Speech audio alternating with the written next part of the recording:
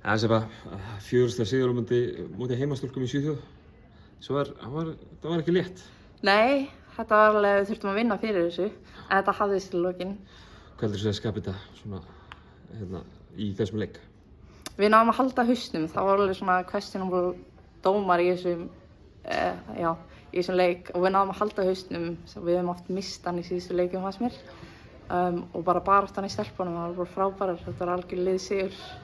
Svona fyrir áhorfanda, það var svona eins og Ísland væri bara með góð, þú var í eftir hálfleik og svona eins og Ísland var með góð tök á leiknum. En svo í upphæði seinni hálfleiks kemur þarna einhver pressuvörn hjá Svíþjóð og þær virðast að vera svona einhvern veginn að ná momentum. Hverju breyttu þið þá? Það var bara að tala hvernig við þurftum að brjóta pressuna og vera rólegar. Við vorum svolítið að flýta okkur, komast yfir og þá var bara tröppuðar okkur meira. Þannig að það var bara að halda rónni og stelpurnar gerði það vel.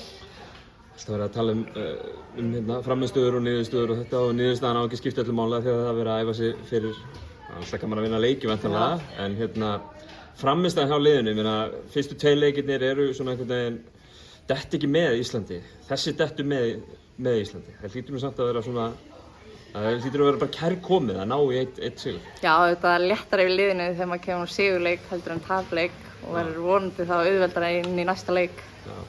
Næsta leikur, Finnland strax á morgun. Hvað veitum við finnska liðið? Þær eru sterkar og með hávaxna leikmenn sem við þurfum að stoppa inn í, snöggar og við þurfum bara að vera tilbúnar að taka á kassan. Kærar þakkir, Sibba, og gangi ykkur vel á morgun. Takk.